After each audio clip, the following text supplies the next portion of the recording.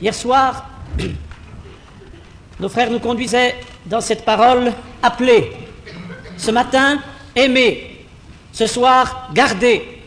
Où se trouvent ces trois mots? Dans le début de l'épître de Jude. Et nous avons demandé à tous les participants des cours de Pâques de lire pendant la journée cette courte épître. Je vous invite à ouvrir votre Bible dans Jude 1, où nous voulons lire quelques versets seulement de cette épître.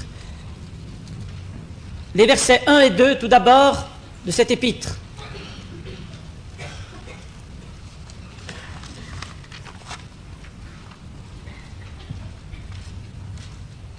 Jude, serviteur de Jésus-Christ et frère de Jacques, à ceux qui ont été appelés, qui sont aimés en Dieu le Père et gardés pour Jésus-Christ, que la grâce, que la miséricorde, la paix et la charité vous soient multipliées.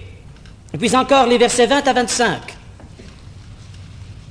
Pour vous, bien-aimés, vous édifiant vous-même sur votre très sainte foi et priant par le Saint-Esprit, maintenez-vous dans l'amour de Dieu, en attendant la miséricorde de notre Seigneur Jésus-Christ pour la vie éternelle. Reprenez les uns ceux qui contestent, sauvez-en d'autres en les arrachant du feu. Et pour d'autres encore, ayez une pitié mêlée de crainte, haïssant jusqu'à la tunique souillée par la chair. Or, à celui qui peut vous préserver de toute chute et vous faire paraître devant sa gloire, irréprochable et dans l'allégresse, à Dieu seul notre Sauveur, par Jésus-Christ notre Seigneur, soit gloire, majesté, force et puissance, dès avant tous les temps, et maintenant et dans tous les siècles. Amen.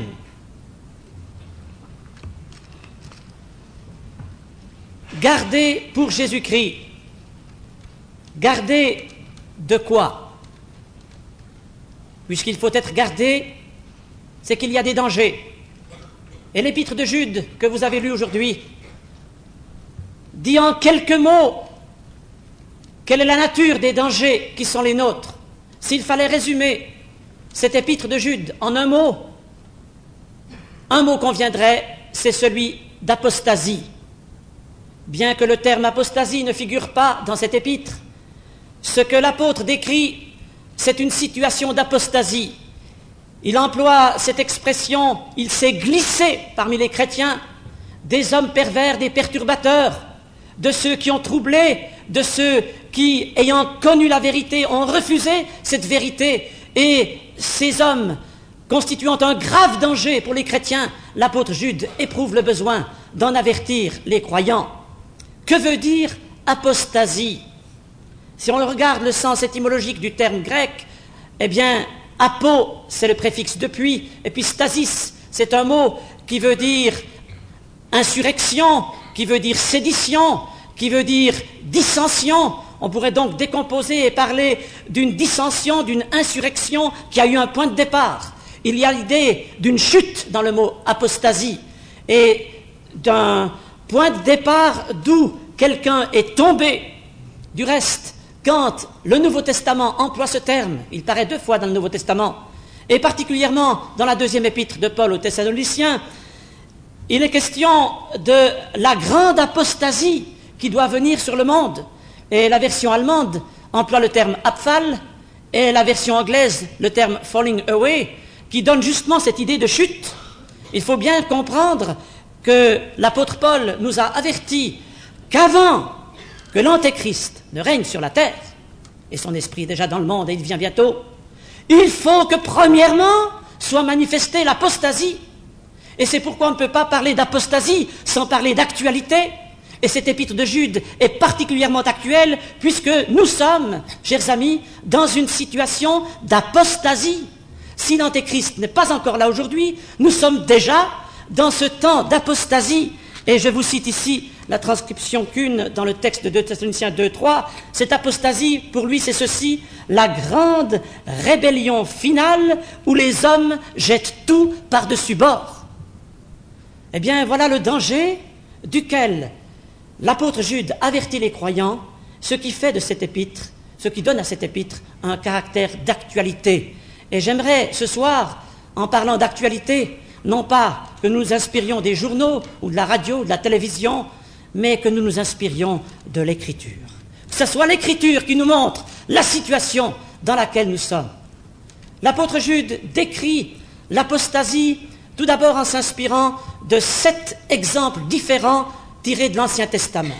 Le premier exemple qu'il emploie, au verset 5, c'est celui des Israélites qui étaient partis d'Égypte, qui avaient vu les miracles, la mer Rouge, etc., tout ce que Dieu avait fait pour Israël, et qui ensuite étaient devenus incrédules et n'étaient pas entrés dans le pays de la promesse. Le deuxième exemple, c'est celui des anges qui, à l'origine, n'ont pas gardé leur dignité, ont abandonné leur propre demeure. Verset 6. Ces anges qui étaient dans la présence de Dieu, qui ont été déchus, entraînés dans la chute de Satan, et qui ne se sont pas corrompus seulement eux-mêmes, mais qui ont corrompu la race humaine avant le déluge. Quel exemple d'apostasie. Troisième exemple cité par Jude, c'est le cas de Sodome et Gomorrhe, ces villes qui étaient contaminées par un péché énorme, et Dieu a dû sévir, il a dû extirper ce cancer en châtiant ces villes. Et cela nous fait penser au neveu d'Abraham qui était pris là à Sodome, après avoir entendu le message de Dieu et qui ne résistait plus à l'ambiance de Sodome et qui y a perdu sa famille. Quatrième exemple cité par Jude de l'Ancien Testament pour décrire l'apostasie, c'est le verset 11 où il est question successivement de Caïn, de Balaam et de Corée. 3 exemples d'apostasie. Caïn, il avait voulu offrir un sacrifice à Dieu, il s'est fâché parce que Dieu a approuvé le sacrifice de son frère. Et alors, Dieu l'a averti en ces termes, il lui a dit, si tu agis bien, tu relèveras ton visage. Si tu agis mal, le péché se couche à ta porte et ses désirs se portent vers toi. Mais toi, domine sur lui. Caïn a été averti, il est quand même devenu meurtrier. Apostasie. Puis l'exemple de Balaam. Cet homme qui savait qu'il ne devait pas maudire Israël. Et puis, qui a joué avec la volonté de Dieu. Qui par opportunisme, il voulait les cadeaux qu'on lui offrait pour aller maudire Israël. Il ne voulait pas maudire Israël, puis il voulait quand même les cadeaux.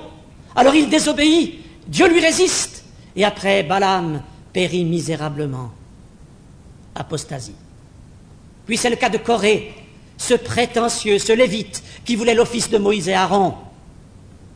Quelle chute et quel châtiment de la part de Dieu.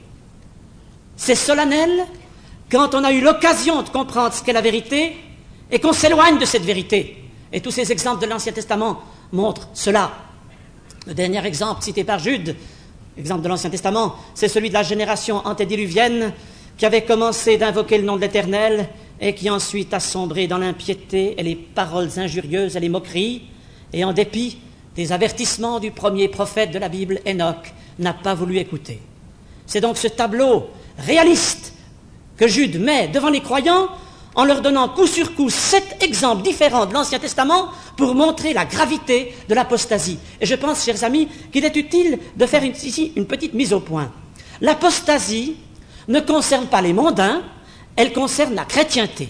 C'est-à-dire ceux qui ont eu leur occasion, ceux qui ont peut-être connu la vérité de l'Écriture, mais qui y ont résisté, ceux qui ont joué avec la volonté de Dieu, ceux qui ont eu leur opportunité et qui ont refusé cette opportunité. Et c'est pourquoi la déchéance est d'autant plus grande quand on a eu l'occasion d'accepter la grâce de Dieu et qu'on l'a refusée.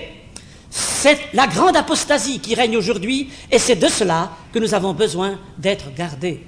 L'Antéchrist prépare sa venue dans le monde en choisissant cette préparation-là, cette arme-là, l'apostasie qui va devenir comme une avalanche à laquelle personne ne peut résister. Vous avez remarqué que l'apôtre Jude emploie cette expression « il s'est glissé parmi vous ». L'apostasie, c'est un glissement qui commence d'abord de façon imperceptible, puis qui devient un mouvement de terrain, qui devient un éboulement, qui emporte tout sur son passage. Je me souviens d'une expérience dans les Alpes. On avait traversé un glacier, et puis ce glacier avait rongé la moraine, et il fallait à tout prix gravir une moraine absolument en mouvement. Et pendant 1 heure de temps, nous étions là à nous débattre dans la pierraille. On faisait un pas en avant, on reculait 2 pas, il fallait grimper, et il semble qu'on n'arrivait pas. Et pourtant, il fallait passer là. Impossible de planter le piolet, il n'y avait pas de prise, rien du tout.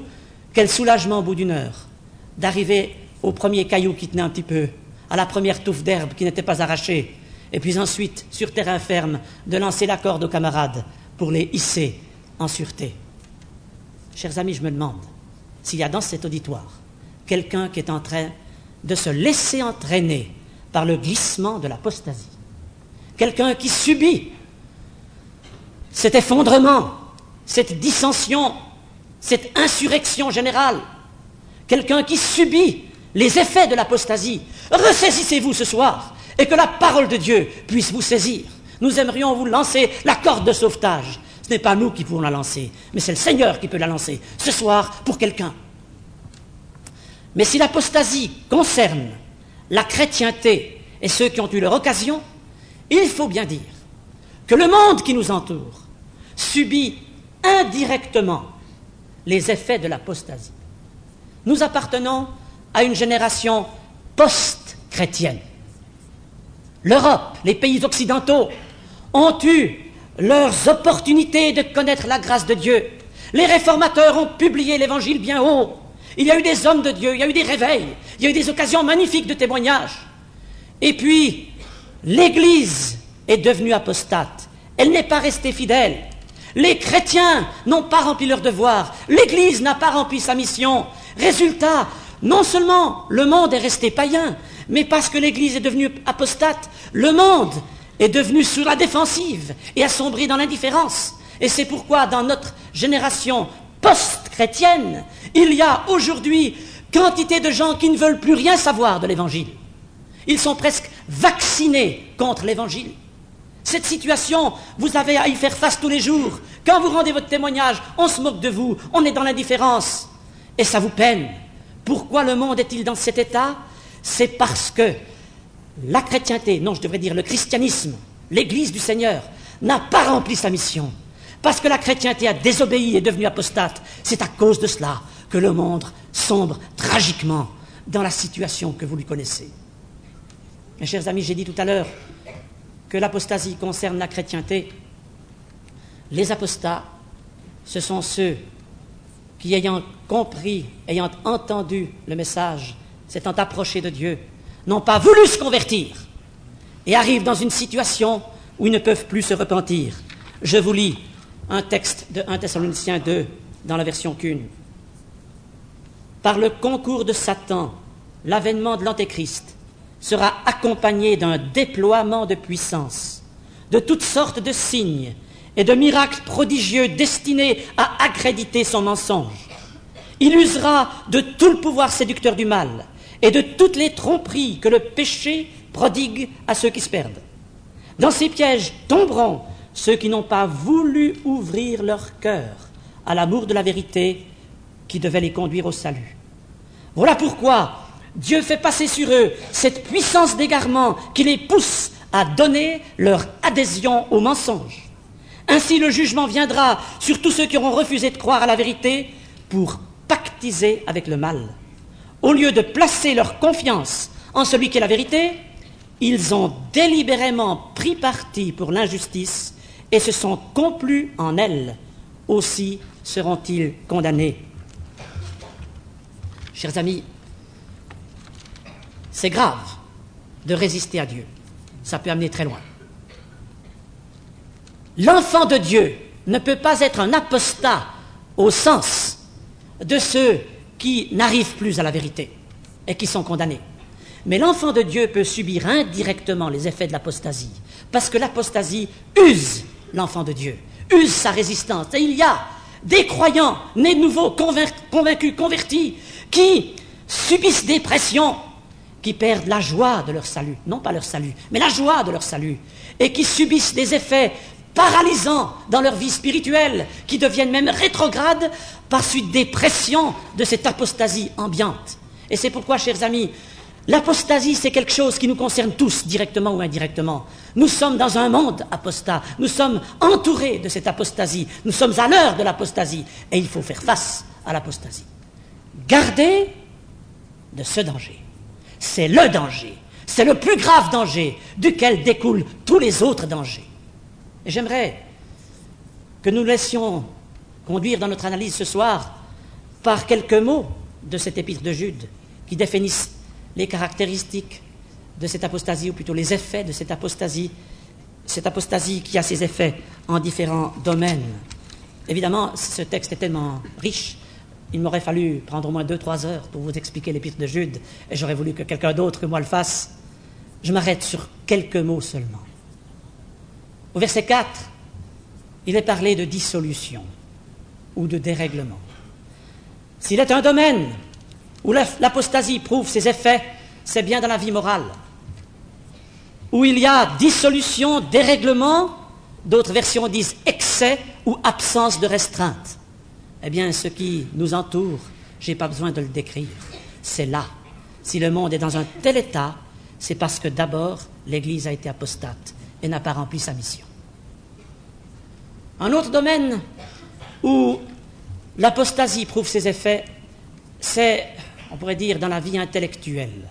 Et je lis cette phrase au verset 8 de l'épître de Jude. Il est question de ceux qui sont entraînés par leur rêverie. Bien sûr, vous pensez à ceux qui pratiquent ce qui est très à la mode, paraît-il, la méditation transcendantale, comme si ça allait aider quelque chose. Méfiez-vous, chers amis, de toutes ces choses, de toutes ces innovations modernes, de tout ce qui vient des religions hindoues, de tout ce qui perturbe aujourd'hui la société. Ou bien vous pensez à ces multiples erreurs, ces multiples sectes, et certainement ça, c'est un effet de l'apostasie. Il y a des gens qui se laissent emporter par leur rêverie, dans des illusions, dans des séductions, dans des tromperies, et on se demande parfois comment des gens intelligents peuvent prêter attention à ces systèmes. Mais j'aimerais parler de quelque chose qui nous touche d'un peu plus près. Il y a aujourd'hui une philosophie qu'on appelle chrétienne, qui détourne des multitudes de la vérité biblique, de la vérité qui est en Christ, de la simplicité de l'Évangile, de la puissance de la parole de Dieu. Et il faut se méfier de ce genre de rêverie-là, que de gens, et que de jeunes en particulier, qui, dans un désir de connaître, se lancent dans ce genre de philosophie qui peut être extrêmement dangereux. Il y a par exemple des écrivains à la mode qui parlent de leur conversion, qui écrivent des livres que des centaines de milliers de lecteurs lisent. Mais cette conversion dont ils parlent, ça n'a rien à voir avec la conversion dont parle la Bible. Et cela met les gens dans l'illusion. Ils sont emportés dans leur rêverie. Et chers amis, s'il y avait ici quelqu'un qui est emporté par ces courants d'idées, je vous en supplie, revenez à la simplicité qui est en Christ.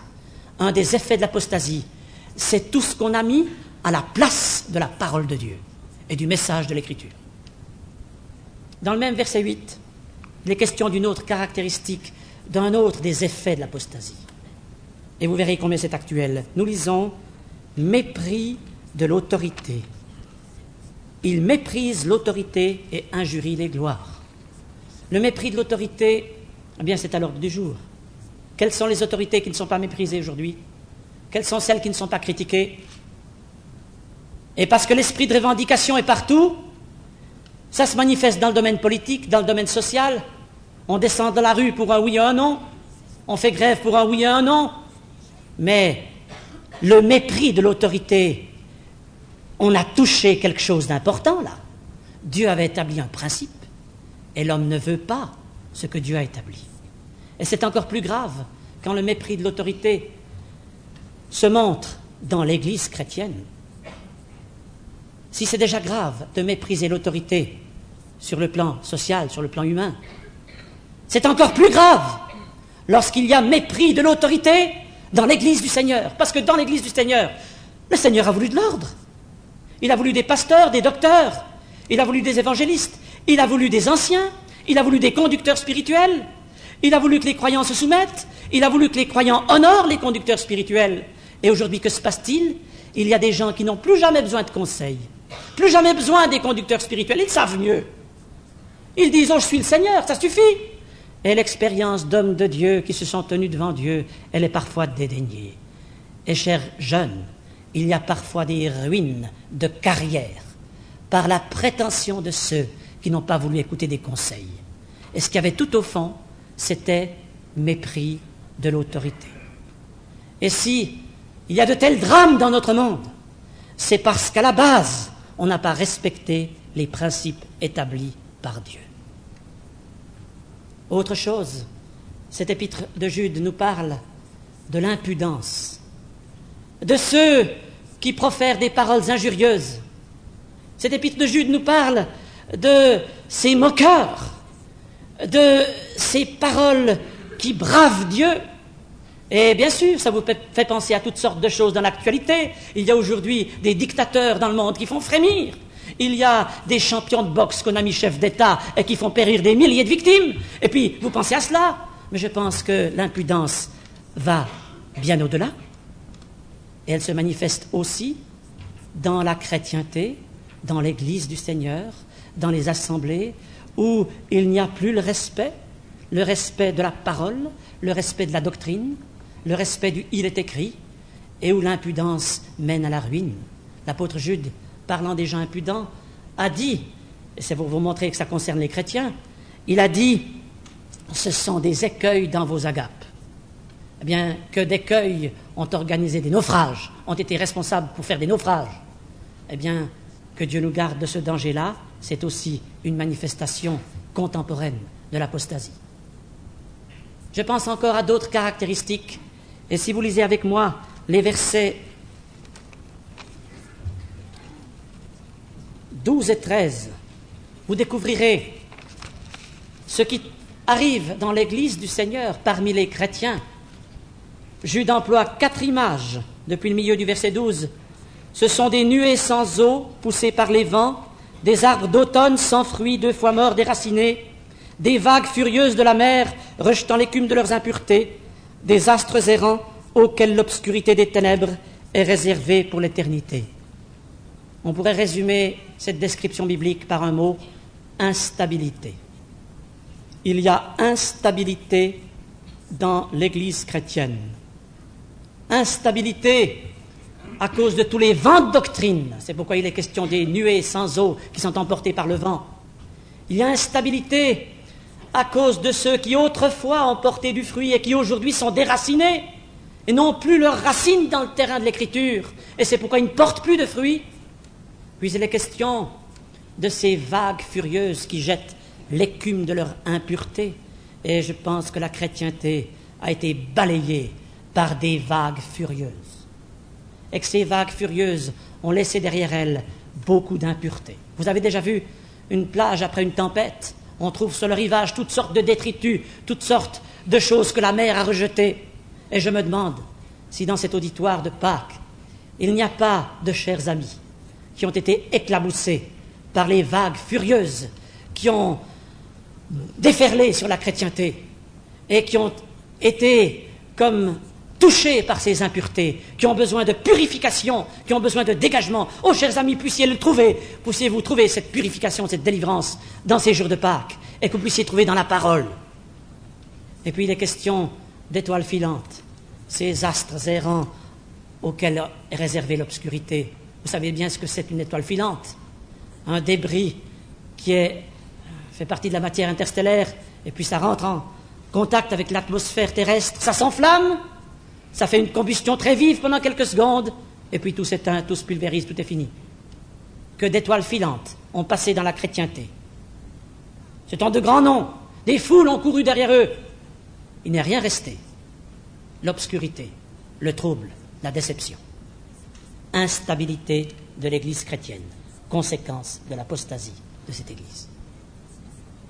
Et puis j'en arrive à quelque chose qui nous touche d'encore un peu plus près.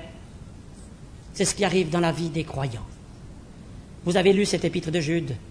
Dans les versets qui suivent, il est question à 2 reprises de convoitise. Il est question de murmures. Il est question de plaintes. Il est question d'intérêt mesquin. Il est question de division. Comment est-ce qu'on peut résumer tout cet état de choses? Eh bien, je pense au mot que M. Favre a employé ce matin. Insatisfaction. Pourquoi est-ce qu'il y a tant de murmures, tant de plaintes? Pourquoi il y a tant de convoitises? Parce que les gens sont insatisfaits. Et pourquoi sont-ils insatisfaits?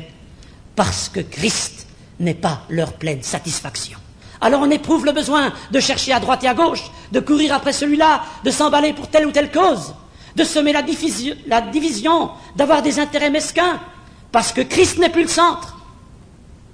Et voyez-vous, ce qui règne aujourd'hui dans le monde l'est aussi parfois dans les assemblées chrétiennes. Ne pensons pas à la chrétienté seulement dans son sens périphérique et large. Pensons à nos assemblées, à nos centres, à la convoitise qui peut se manifester en nous, aux plaintes, aux murmures, qui attristent le Saint-Esprit. Ce sont aussi des conséquences indirectes de l'apostasie. Ceux qui viennent des pays de l'Est et qui subitement arrivent en Occident sont tous indignés de voir tant de gens se plaindre, eux qui n'ont aucune liberté. Chers amis, que diraient, s'ils pouvaient sortir, les chrétiens du RSS, s'ils se trouvaient dans nos centres, dans nos églises, dans nos assemblées, et qu'ils entendaient les murmures, les plaintes, les convoitises? Chers amis, que Christ nous satisfasse pleinement, qu'il soit notre centre, et comme on l'a dit ce matin, Christ peut pleinement satisfaire. Vous avez tout pleinement en lui, et si Christ est votre satisfaction, vous n'éprouverez pas le besoin d'aller à droite et à gauche, et de vous plaindre, et de convoiter toutes les autres choses. Et ceci nous conduit à la dernière caractéristique, c'est celle que je lis au verset 19. Homme sensuel, n'ayant pas l'esprit. Ne pensez pas à la sensualité, ce n'est pas le sens du terme. Homme sensuel, ou si vous préférez, homme psychique, homme naturel, dans le grec c'est psychikos, psychique. Homme de l'âme, ceux qui ont uniquement la vie d'âme. Et n'est-ce pas là un des mots qui afflige l'Église chrétienne aujourd'hui, où la vie de l'âme a remplacé la vie de l'esprit, où la vie de l'âme, la recherche des émotions, la recherche des sensations, la recherche des sentiments et de la sentimentalité, où un faux amour parfois a remplacé l'amour de Dieu. Homme sensuel n'ayant pas l'esprit, homme de l'âme n'ayant pas l'esprit. Il y a un sentiment de vide dans tant d'assemblées chrétiennes et parfois dans tant de vie chrétienne. Chers amis, quel tableau offrons-nous au monde? Si le monde est déçu des chrétiens, n'est-ce pas aussi parce qu'il y a ce sentiment de vide? Un cambrioleur avait voulu voler de la marchandise dans un magasin de chaussures. Et de nuit, le cambrioleur avait pu même prendre une camionnette, il avait pénétré dans le magasin et il avait pu prendre 600 paires de chaussures. Seulement, il avait pris seulement les chaussures et il a laissé toutes les boîtes. Personne ne s'est douté de l'effraction. Et le lendemain matin, les vendeuses ont commencé leur travail. Les clients sont arrivés, ils voulaient choisir des chaussures. Il avait pris seulement les chaussures et il a laissé toutes les boîtes. Personne ne s'est douté de l'effraction. Et le lendemain matin, les vendeuses ont commencé leur travail. Les clients sont arrivés, ils voulaient choisir des chaussures, il n'y avait plus que des boîtes vides. N'est-ce pas l'illustration de ce qui se passe parfois dans l'Église chrétienne? Chers amis, que pensent les mondains de nous les croyants? Nous vivons un temps d'apostasie et l'Église chrétienne a rendu un triste témoignage. N'est-il pas temps de se ressaisir? J'ai hâte d'arriver à mon deuxième point, qui lui est positif. Nous avons dit, gardez de quoi? Vous l'avez compris, de l'apostasie. Et c'est sérieux et c'est grave. Gardez comment? Ah, chers amis, on peut être gardé de l'apostasie. La victoire est possible. Preuve en est. Les exemples que j'ai cités tout à l'heure de l'Ancien Testament montrent tous que dans la même histoire, il y avait des vainqueurs, il y avait des gens qui résistaient. Au moment de Caïn, il y avait un Abel qui était juste et que Dieu a approuvé dans son martyre. Dans la génération antédiluvienne, il y avait deux hommes qui ont marché avec Dieu, Enoch et Noé. Au temps de Sodome et Gomorrhe, il y avait Abraham, un intercesseur qui était fidèle à Dieu. Quand les Israélites ont murmuré dans le désert et n'ont pas pu pénétrer au pays de la promesse, il y a eu deux hommes animés d'un autre esprit, Caleb et Josué, qui ont remonté le courant et que Dieu a béni. Au moment où Balaam jouait avec la volonté de Dieu, il y avait un sacrificateur que Dieu a approuvé parce qu'il a combattu pour Dieu. Au moment où Corée s'est révolté, Dieu a mis son sceau et son approbation sur Aaron. Il y a toujours, en temps d'apostasie, des hommes qui résistent et qui vainquent. Et je suis certain, chers amis, que nous devons ce soir comprendre que la victoire est possible en dépit de la situation grave dans laquelle est le monde et dans laquelle est la chrétienté aujourd'hui. Nous pouvons nous ressaisir. Il s'agit de réagir sur le terrain de la foi. Une des plus grandes victoires de l'ennemi, c'est de nous faire croire qu'il n'est pas nécessaire de réagir. C'est de nous faire croire qu'on peut se laisser aller, que c'est trop tard, qu'on n'arrivera à rien, qu'on n'a qu'à suivre le mouvement et que c'est trop tard, la situation est désespérée. Il y a quelques années, paraissait dans le Témoin un article sur l'apostasie. Et en ma qualité de rédacteur du Témoin, j'ai reçu une lettre. Un jeune homme, habitant Genève, qui autrefois avait suivi les réunions de l'Action biblique. Il m'écrivait ceci. « Je suis très triste en lisant votre article. Vous y comprenez rien, vous mêlez tout, c'est tout de la confusion. Et vous ne voyez pas tout ce que Dieu fait aujourd'hui dans le monde, et vous voyez que ce qui est négatif. Pourquoi parler de l'apostasie? Il ne faut pas parler aujourd'hui de l'apostasie. Faut pas... C'est tout juste, ne mettez pas dans la lettre qu'il fallait parler de l'âge d'or. » Il y a 4 ans que cette lettre est arrivée. J'ai retrouvé cette lettre l'autre jour. Puis je me suis dit, ce jeune homme, où est-ce qu'il en est aujourd'hui? Eh bien aujourd'hui, chers amis, ce jeune homme, il est imbriqué dans un système entièrement séduit, où Dieu n'est pas. Et ce qui est plus grave, il a entraîné dans son sillage d'autres jeunes qui étaient parmi nous et qui aujourd'hui portent déjà la flétrissure de l'apostasie. C'est grave de minimiser le danger de l'apostasie. Mes chers amis, nous sommes appelés à réagir devant l'apostasie. Lisons ensemble le verset 4. Pardon, le verset 3. « Bien-aimés, comme je désirais vivement vous écrire au sujet de notre salut commun, je me suis senti obligé de le faire, afin de vous exhorter à combattre pour la foi qui a été transmise aux saints une fois pour toutes. Est-ce que le Seigneur trouvera dans ces conférences de Pâques des combattants qui se lèveront à cause de la foi transmise aux saints une fois pour toutes, pour combattre? Mais vous ne pouvez pas combattre pour votre foi, pour la foi, si d'abord cette foi n'est pas vôtre, et ensuite si vous n'êtes pas ancré dans cette foi. C'est pourquoi au verset 17 de cette même épître, Jude rappelle quelle est cette foi. Il dit « Vous, bien-aimés, souvenez-vous des choses annoncées d'avance par les apôtres de notre Seigneur Jésus-Christ. » Il faut savoir revenir à l'enseignement apostolique, revenir à la saine doctrine. Il faut savoir mettre ses pieds sur ce terrain sûr, être ancré dans cette saine doctrine. Et puis plus loin, verset 20, nous l'avons lu tout à l'heure, Jude dit ceci, « Vous édifiant vous-même sur votre très sainte foi. » Vous édifiez vous-même? Vous voulez être gardé de l'apostasie? Jeunes, aînés, édifions-nous nous-mêmes. Et comment pouvons-nous nous édifier?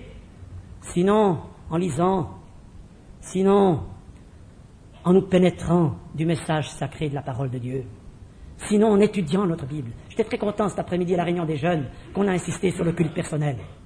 Que Dieu bénisse les jeunes dans leur culte personnel. Il y a aujourd'hui sur terre missionnaire, parmi les ouvriers dont M. Favre a parlé tout à l'heure, des hommes que Dieu emploie, mais qui, il y a 10 ans, il y a 15 ans, il y a 20 ans, ont passé beaucoup de temps à étudier leur Bible. Ils ont passé des années à bûcher la parole de Dieu. Ils ont étudié les cahiers de culture biblique, ils ont étudié les livres d'études bibliques, ils ont fait la session à l'école biblique, ils ont travaillé leur Bible. Dieu les bénit, les emploie aujourd'hui. Et ils sont parmi ces réactionnaires face à l'apostasie, avec des multitudes d'autres dans le monde. Chers amis, le Seigneur ne vous emploiera pas si vous ne consacrez pas le temps à vous édifier vous-même. C'est pourquoi il y a de la place pour vous. On devrait au fond se bousculer pour avoir les places à l'école biblique. Mais il y a de la place pour vous. Peut-être qu'un jour il n'y aura plus de place. Édifiez-vous sur votre très sainte foi. C'est sérieux, mes amis. Et puis, étudiez votre Bible. Il faudrait que l'étude biblique soit quelque chose d'important. Est-ce que dans nos centres, nous donnons la place qu'il faut à l'étude de la Bible? Peut-être notre danger, c'est de vivre de réunions. Et c'est l'étude qui nous permet de nous édifier dans la parole de Dieu. Où sont ces petits groupes de 2 ou 3, de 4 ou 5, assemblés autour d'une table, autour de la Bible? Une chose qui m'a impressionné dans mon voyage en Amérique l'année passée, c'est de voir comment ça se passe dans la plupart des églises fondamentalistes le dimanche matin. Tout le monde est à l'école du dimanche, à tout âge. Et cette école du dimanche, elle prend l'aspect d'études bibliques. J'ai vu une église où il y avait 20 études bibliques simultanées, 1h30 avant l'heure du culte, et après tout le monde restait pour le culte. Il y avait les couples, il y avait les jeunes gens de tel âge, il y avait les étudiants, il y avait les adultes, il y avait les infirmières, il y avait des groupes selon les catégories, Ils étaient 10, 12, 15, 20 à étudier la parole de Dieu. Eh bien, mes amis, je pense que si les Américains ont fourni tant de serviteurs de Dieu dans le service du Seigneur, c'est parce que la parole de Dieu a été enseignée. Dès que quelqu'un se convertit, il est invité à assister à une étude biblique. C'est peut-être ce qui nous manque ici en Europe. Que Dieu nous donne de comprendre l'importance de nous édifier sur notre très sainte foi. Et pour cela, ça demande un effort, ça demande de la volonté, ça demande de la consécration, mais il faut que nous soyons convaincus que c'est ainsi que nous serons gardés. Et notre vie spirituelle, elle fera des progrès. Preuve en est, Jude 20 et 21. Priant par le Saint-Esprit, maintenez-vous dans l'amour de Dieu en attendant la miséricorde de notre Seigneur Jésus-Christ pour la vie éternelle. Attendre la miséricorde, ça fait tant de bien de voir quand des chrétiens magnifient la miséricorde et la grâce de Dieu, se maintiennent dans l'amour de Dieu au moment où le premier amour cède dans tant de vie, et puis prient par le Saint-Esprit. Ah, le Saint-Esprit qui nous donne le besoin de prier, qui inspire nos prières, qui nous oriente dans la prière. C'est John Bunyan qui disait, dans la prière, il y a des gens qui ont que des paroles, ils n'ont pas le cœur. Puis il y a d'autres qui ont le cœur, mais n'ont pas de paroles. Ah, chers amis, il vaut mieux que vous ne sachiez pas assembler vos mots dans la prière, mais que le Saint-Esprit vous inspire. Que Dieu nous donne cela. Et alors, quand il y a cela, savez-vous ce qui se passe? Eh bien, on part à la conquête des âmes. Et c'est tellement magnifique dans ce texte de Jude, ça se suit immédiatement. Reprenez les uns ceux qui contestent, sauvez-en d'autres en les arrachant du feu. Et pour d'autres, ayez une pitié mêlée de crainte, haïssant jusqu'à la tunique souillée par la chair.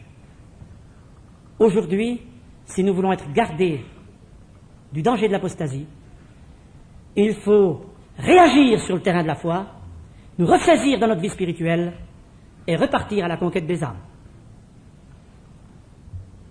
Cette conquête, c'est arracher des âmes au feu de la géhenne, au feu de la condamnation. Est-ce qu'il y a dans cette salle quelqu'un qui va être arraché par le Seigneur au feu de la condamnation et du jugement, qui se laissera arracher parce que l'heure est grave? Y a-t-il quelqu'un qui n'est pas sauvé? Je sais qu'hier on l'a déjà demandé, je le redemande ce soir. Oh, nous aimerions faire ce que les anges ont fait. On n'est pas des anges, vous l'avez déjà vu. Ce que les anges ont fait à Sodome quand ils ont pris par la main Lot, qui ne pouvait pas quitter la ville, que Dieu allait détruire, et qui l'ont arraché in extremis avant que le feu descende sur Sodome. Nous aimerions vous tendre la main, mon frère, ma sœur. Nous aimerions vous tendre la main, vous qui êtes exposés aux flammes et aux dangers. Et nous aimerions que de ces conférences de Pâques partent des gagneurs d'âmes qui iront arracher les âmes au feu. Parce que, chers amis, une conversion aujourd'hui, c'est arracher des âmes au feu. On ne s'improvise pas évangéliste, on ne s'improvise pas gagneur d'âme. C'est un travail d'âme, il faut les arracher. C'est un arrachement, c'est une lutte, c'est un combat, mais c'est une glorieuse victoire. Dans une des grandes villes, il y avait un jour un cortège très surprenant.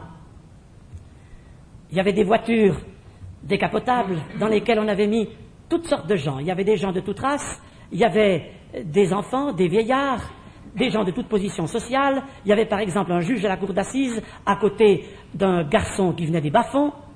Bref, tout le monde se demandait, mais que sont ces gens qu'on promène dans la ville? Puis après, il venait une autre voiture où il y avait une inscription.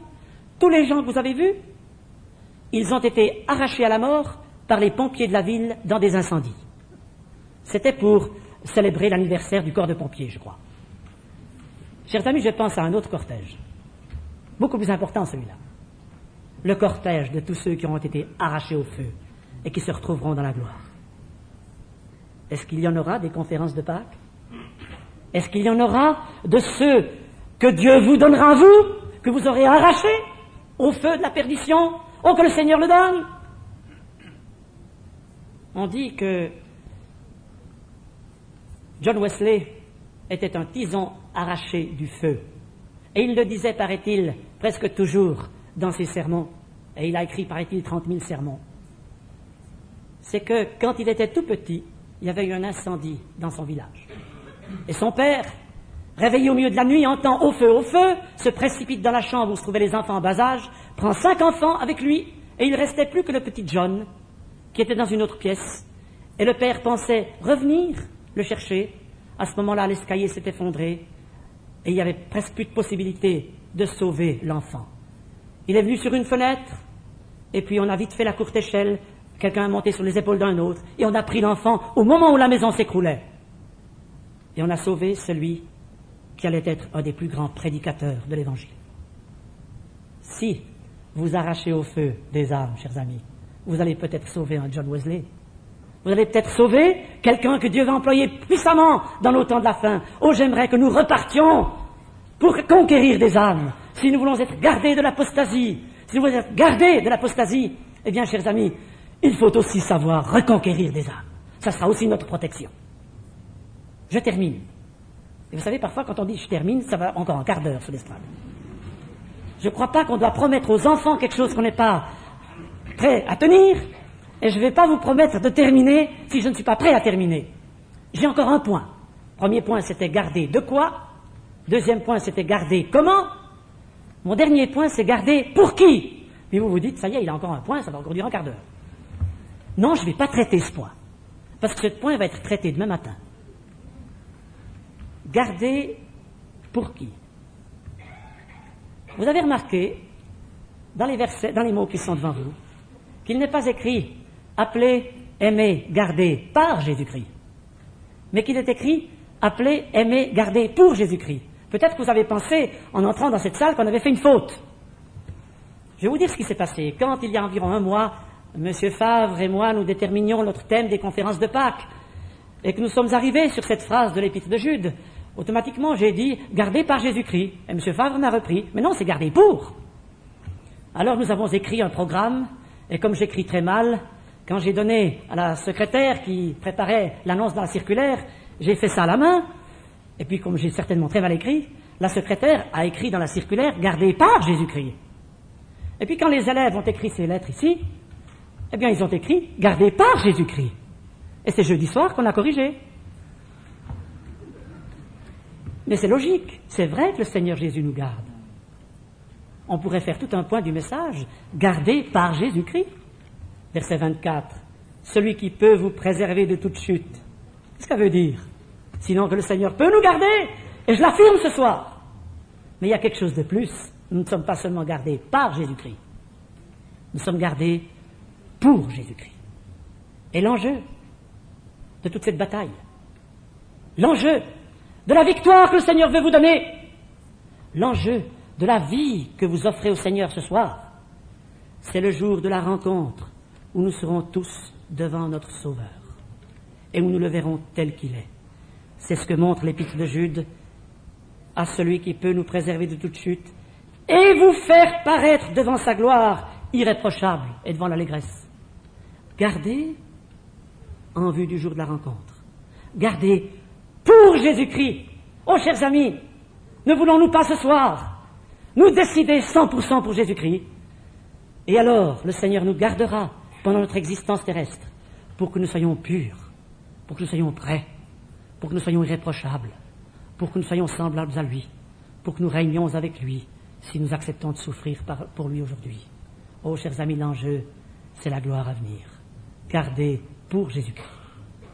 Peut-être oublierez-vous tout ce qui a été dit dans les conférences de Pâques. J'espère que ces quelques mots vont être tellement gravés devant vos yeux et dans votre cœur que vous allez être gardés pour Jésus-Christ. J'ai déjà employé cette anecdote, je m'excuse de la répéter, mais elle me parle, cette anecdote. Ça s'est passé dans une petite ville américaine lorsque le président Eisenhower exerçait ses hautes fonctions. Le président était un homme de cœur et il lisait volontiers la presse locale. Et un jour, il tombe sur un entrefilet dans un journal. C'était un interview d'un journaliste qui avait été visiter un garçon de la ville atteint de leucémie, condamné par les médecins. Et le journaliste avait demandé à ce garçon « Quel serait ton plus grand désir avant de mourir ?» Et le garçon avait répondu « Voir le président des États-Unis » Le Eisenhower, quand il a vu cette annonce dans le journal, il s'est dit « Eh bien, je vais y aller ». Et il a ordonné à son chauffeur de le conduire à l'adresse indiquée. Il est arrivé de bonne heure le matin. Le papa, en bleu de travail, vient ouvrir la porte. se trouve en face du président des États-Unis avec sa limousine et son chauffeur. La maison était tout en désordre. Les lits n'étaient pas faits. Le président est entré. Il a offert un très beau cadeau à l'enfant, qui a eu une telle joie qu'il n'a parlé plus que de cela jusqu'au jour de sa mort. Mais quand le président est parti, les parents se sont regardés. Dire qu'on a reçu le président des États-Unis en bleu de travail, dans un appartement où rien n'était rangé.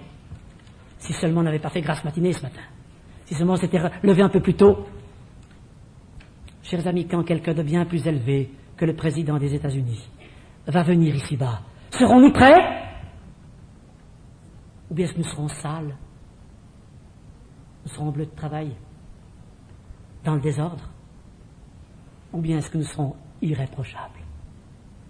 Gardez, pour le jour de la rencontre, pour le jour de la venue de Jésus-Christ, gardez pur dans un monde impur. Gardez victorieux au milieu de tant de gens qui cèdent et qui vivent dans le compromis. Gardez dans la saine doctrine, alors que tant lâche du lest. Gardez pur, irréprochable, pour Jésus-Christ. Répondez. Inclinons-nous dans le recueillement.